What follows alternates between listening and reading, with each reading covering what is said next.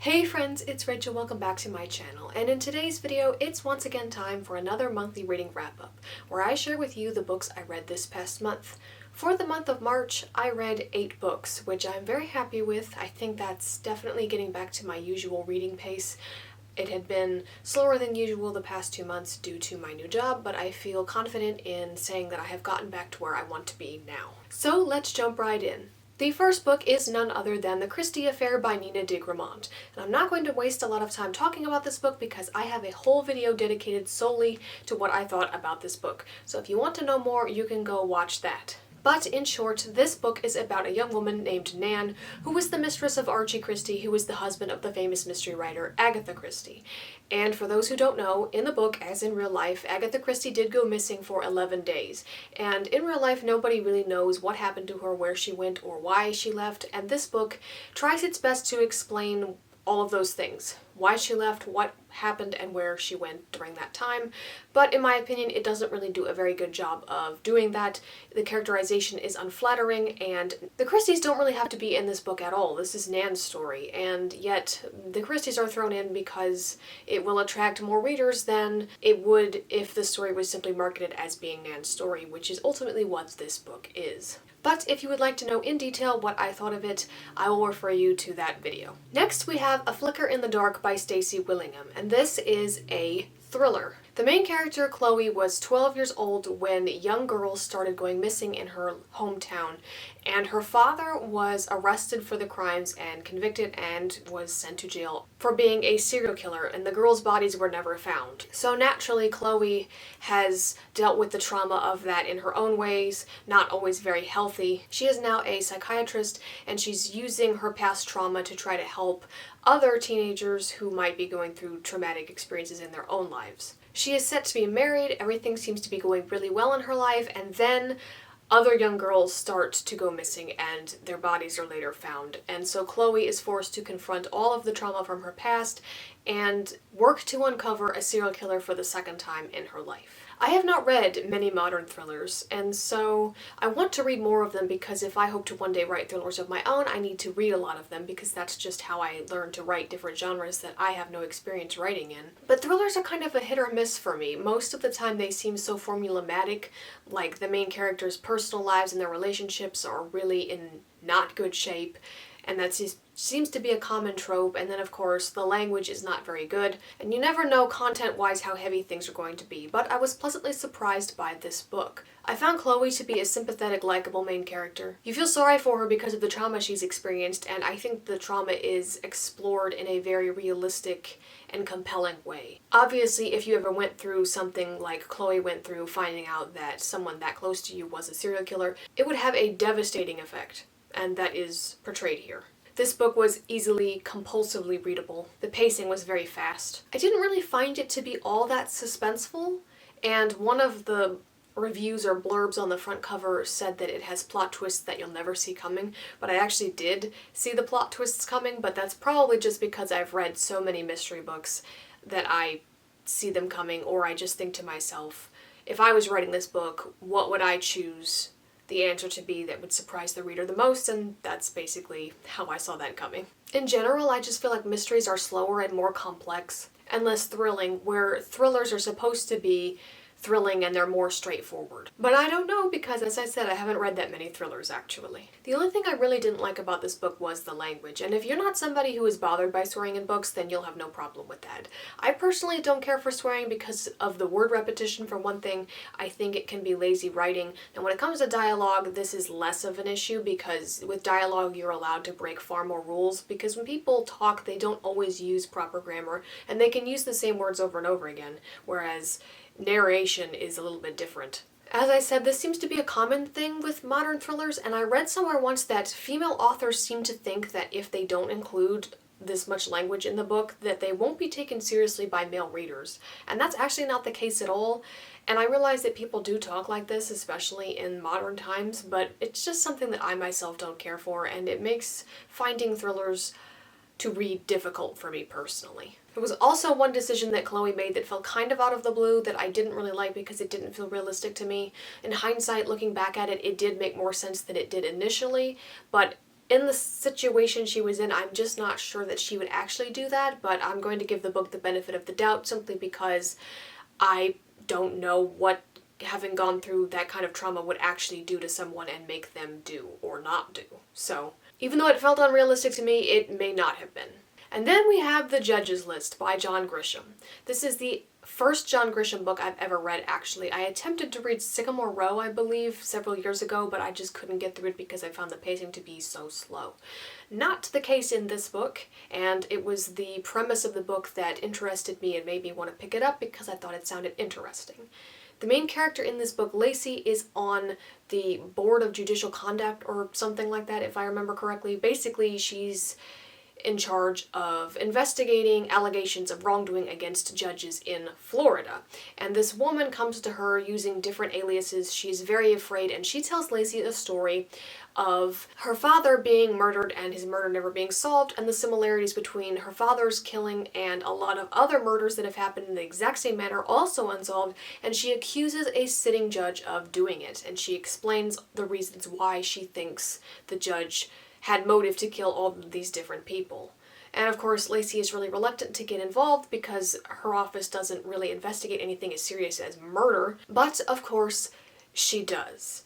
And this judge keeps this list of all these people from his past who have wronged him, and then he goes after them even if he has to wait decades in order to do it. And so Lacey is kind of daunted by the task that is set in front of her because she's thinking, how can I bring this guy down without ending up on his list? So like I said, this is the first John Grisham book I've ever read, and it's also probably the last, because while this book isn't terrible, it's also not great. The writing in this book is very flat, and it feels masculine to me, which I'm not sure what that means.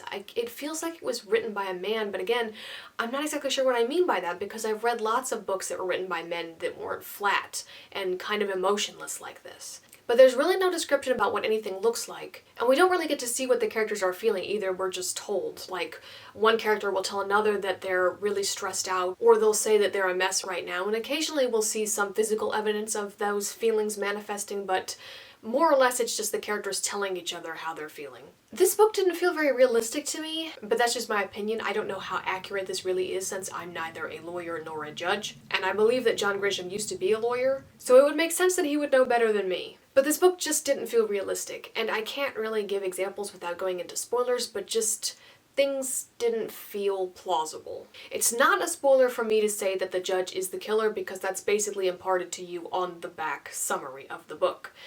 The judge's last name is Bannock, and he is super intelligent. In fact, I would say almost too intelligent.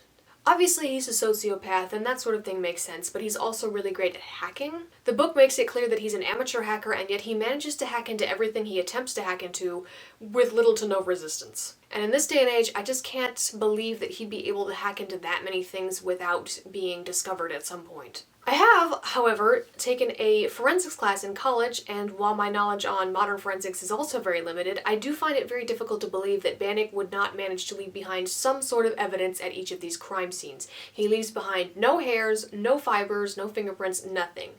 And having taken that forensics class, I know just how hard it is to leave absolutely no evidence whatsoever behind. It's more likely that he would have left at least a fiber from his clothing or a stray hair, and I think the book would have been more realistic if that had happened. The fact that they had a hair wouldn't really help them, except in determining what hair color he had, but because his DNA is not in a database, they wouldn't have been able to identify him based on a hair alone. So he could have still been out there on the loose, theoretically, plausibly, not having been caught, but he still would have left something behind, some sort of evidence that would make this whole thing feel way more realistic and plausible. Also, the manner in which Bannock chooses to kill his victims is pretty messy, and that's another thing that you really wouldn't want to do if your whole goal is to not be caught. Blood would go everywhere, and a little bit of blood goes a long way. So he would have blood all over his clothing, which of course he could remove or dispose of as he sees fit. But still, it would make his getting away that much harder, because if someone were to spot him with bloody clothing on, they'd remember that, and they would probably have a few questions for him. It would raise a few eyebrows. Now, the thing about this book that I did not find that realistic was that there are no cameras anywhere, it seems. Bannock just goes around and does what he does, and nothing is ever caught on camera, which I find very hard to believe. Granted, the book, I believe, takes place in 2014, but still, even back then, there were cameras all over the place. Some of the murders took place in the past, like these murders take place over a 20-year span, but still, the more modern, more recent murders would have been caught on a camera most likely. I understand that in the past there weren't cameras all over the place, so it would make sense that nothing was caught on camera back then, but as we move forward and he continues to kill people, he probably would have been seen at some point. Another thing that struck me as unrealistic and is probably nitpicky on my part is the scene where Bannock hacks into a motel and disables the electricity, and everything goes dark and no one can see anything. But in real life, more than likely, the emergency lights would have come on, and so there still would have been light, but in the book, that doesn't happen. There are also a few moments where characters act out of character, and this specific section will have some spoilers, so if you want to read this book, skip ahead to the next book because this will have some more major spoilers for the plot. The woman who makes the initial accusation against Bannock of having killed her father is named Jerry, and she's very, very frightened. She stalked this man for the past 20 years, trying to build up a case against him so that she can avenge her father's death, basically, and see that this guy gets brought to justice. But she's very paranoid. She uses aliases, she hires private detectives to investigate for her, and they've never met in person, and she uses fake names online. She has multiple burner phones, she has security at her house. She does not want Bannock to find her. But in the book, after she convinces Lacey to investigate and Lacey tells her that yes, we will take the case, Jerry decides to start sending him anonymous letters in the mail, basically hinting that she knows what he did and has proof that she knows what he did. Which in my opinion is a very stupid thing on Jerry's part to do. If she is that afraid of this man and truly believes that he could somehow track her down despite all of her precautions, why would she risk ruining everything by sending him an anonymous letter? I don't care if she postmarked it from someplace else or it doesn't have a return address or whatever. If she really believes he's this clever, and he is, he's going to be able to track you down no matter where you mailed this letter from. And that's exactly what happens. Given the amount of fear that Jerry has and also the sort of respect she has for Bannock's intelligence, it just doesn't seem like a smart thing on her part to do, and I don't understand why she did it. In the book, she claims she wanted him to suffer, she wanted him to be afraid by the knowledge that people know what he's done, and while that sort of kind of works, I don't think it would be worth it. So needless to say, because of her actions, Bannock does track her down and he kidnaps her and he takes her to a remote cabin.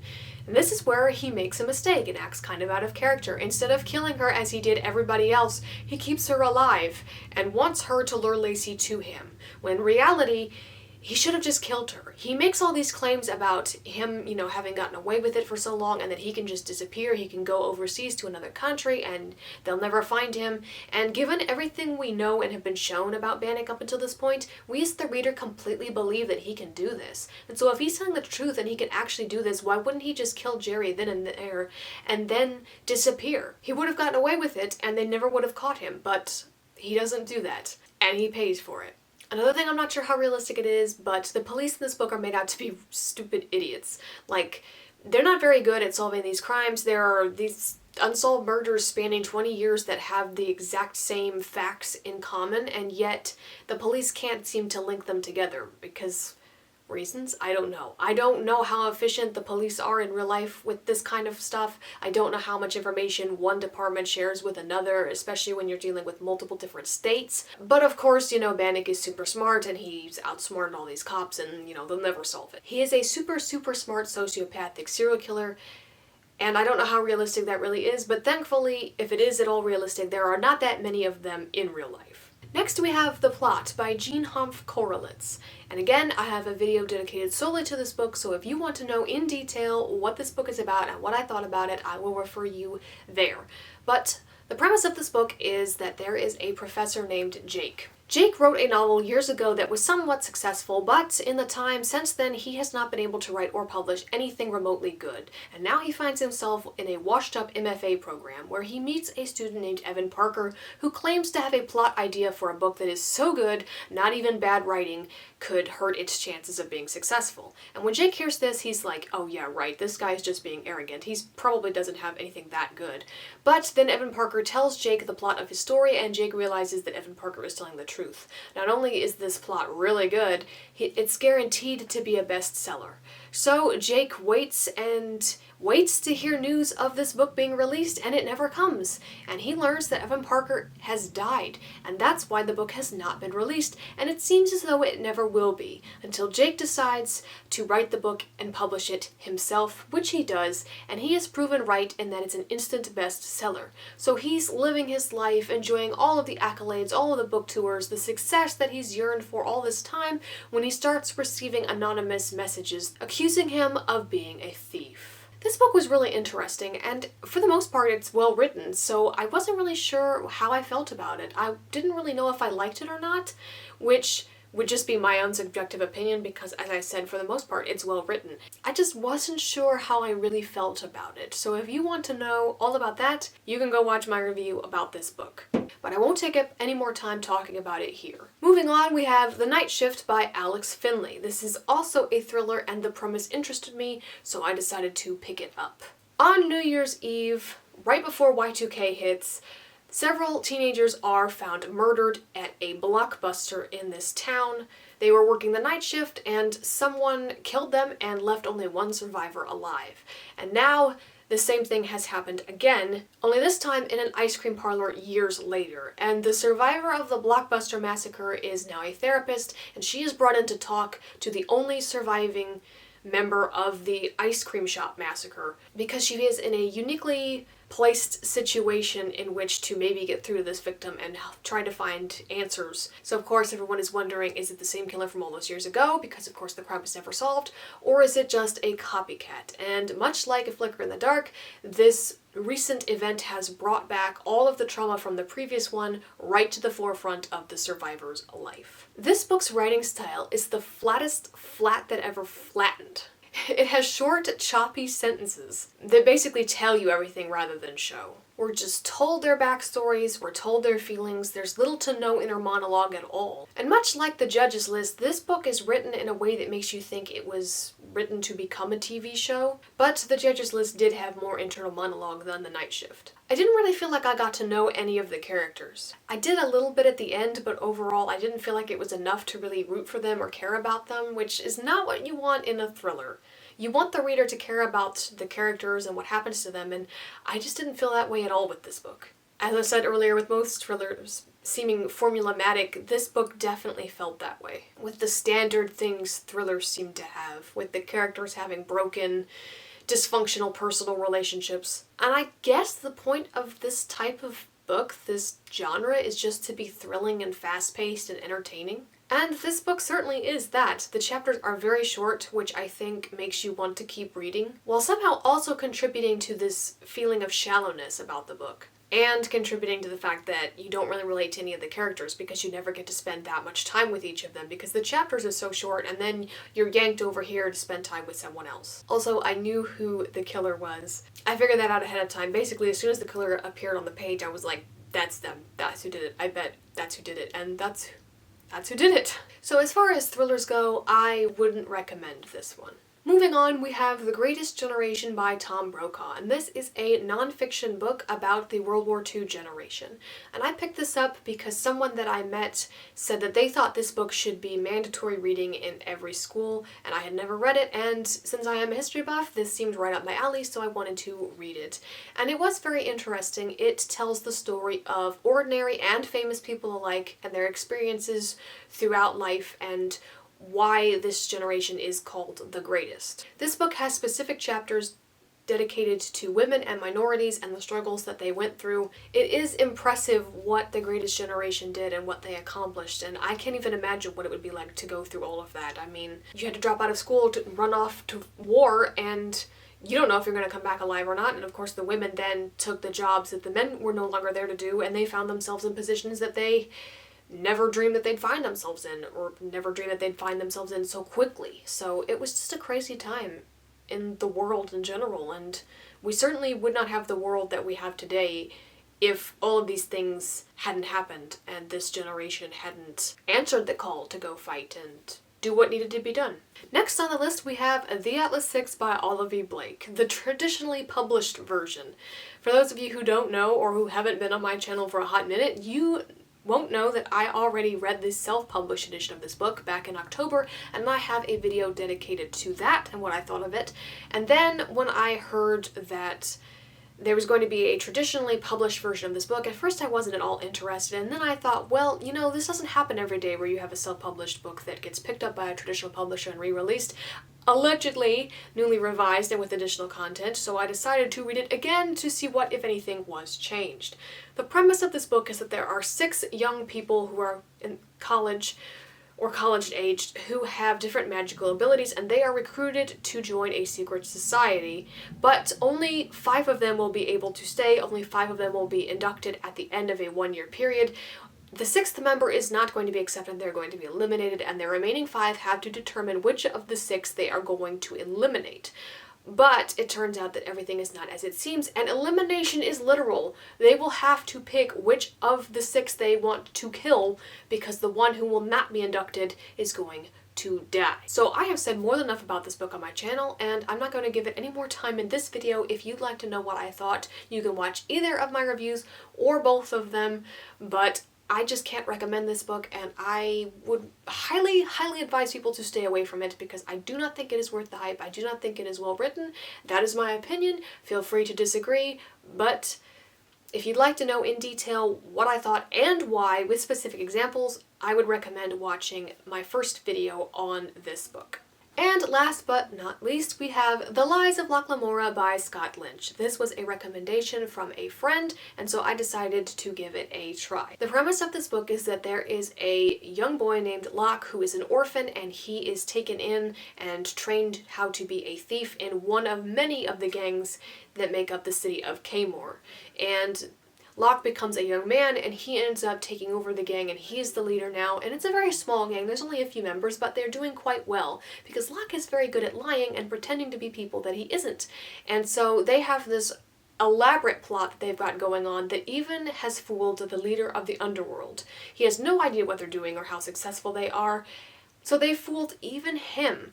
But then a newcomer comes onto the scene who is out for revenge, and he threatens to overturn everything that Locke knows and endangers his way of life and the people that he cares about. So he decides to oppose this newcomer's plot in order to save the people he cares about and his way of life, or else die trying. This book is very thick, and when I saw that, I was instantly wary, because in my experience, most books that are long don't have the plot to justify that many pages, but this book happily does. I have seen some people say in reviews that this book is slow-paced and boring and there's really not any plot at all, but there is if you're patient and you wait for it to unfold. I've also seen people complain that there is no female representation among the characters. That's not true either. There are several female main characters that are shown on the page, and we even get chapters from their points of views. Obviously, Locke is the main character, his name is in the title, and the members of his gang, with the exception of Sabbatha, who is currently off somewhere else doing something else, all the other members of the gang are also male, so naturally that's who the book is going to focus on, and that's who we see the most of. But that doesn't mean that there are no female characters in this story, or that they're not good or interesting characters, because I did not feel that way at all. One thing I didn't like about this book, again, is the level of language. And if you are someone who does not like swearing in your books, absolutely stay away from this book, because the swearing is excessive. I don't mind it in some cases, like dialogue. Again, you can get away with a lot in dialogue. It can be used to express a character's anger or frustration, or show something of their character, and sometimes that's what it's used for in this book, and I even thought it was funny in some places, but this book just uses it so much, so excessively. I don't know why an editor didn't pare it down just a little bit, because when you use the same word that many times, no matter what that word is, it's going to get a little bit frustrating to read.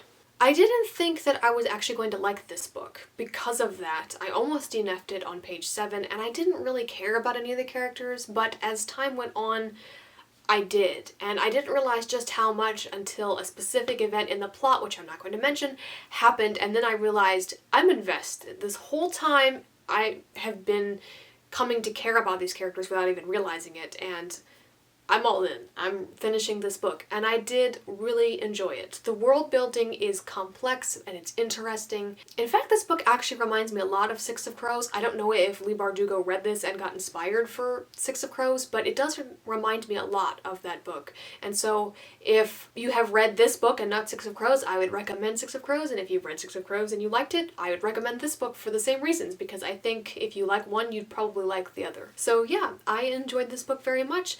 I don't know if I would read the second or the third book. I've heard that the second book is a complete sort of journey or adventure in its own right, kind of like this one is, but that the third book doesn't really have an ending, and the fourth book has not come out yet so far as I'm aware, so I don't know if I really want to commit to that. I'm also very happy with the way that this book ends, and I don't know that I really want to possibly ruin or taint or somehow just lessen my enjoyment of this book by continuing, just because I'm that content with the way that this book ends. One other thing I do want to mention is that this book has interlude chapters in between most of the usual chapters, and the interlude chapters take you into the past and show you something that happened in Locke's childhood. And some people probably think that this is boring and it takes you away from the main action and they don't really want to read these chapters, or they think these chapters have no point. And at first it can kind of seem that way, but these chapters are developing the world further so that it slowly becomes more and more complex and more realistic and more realized. And it's also explaining things about Locke's past so that events that you read about later on make sense because you already know something about this or that, and it also helps you come to understand the characters as people as well, and it helps you to relate to them or come to sympathize with them. And so when things happen in the present timeline and chapters, I think you feel it all the more strongly because of what you're shown in the interlude chapters. So it's not something I've come across much in fantasy with these interlude chapters, but I think it's made sense to do it that way. I don't think it's bad storytelling or bad writing. I don't think that the story would be as good or as deep as it is without those interlude chapters, and I think that people need to just be patient and wait for the story to unfold when they read this book, because I know a lot of people have said that it's boring and that there is no plot. Trust me, there is a plot, you just have to wait for it to reveal itself. And sometimes in books that's worth it, and sometimes it's not. In this one, it was. So there you have it. Those are the books I read for the month of March. As always, I hope you get some value out of this content, and I may have introduced you to books that you might want to read or helped you determine which books you might want to stay away from. Thank you for watching this video. If you enjoyed, feel free to leave a like, comment, and subscribe so you don't miss out on any future content. I appreciate each and every one of you, and I will see you in the next video. Bye!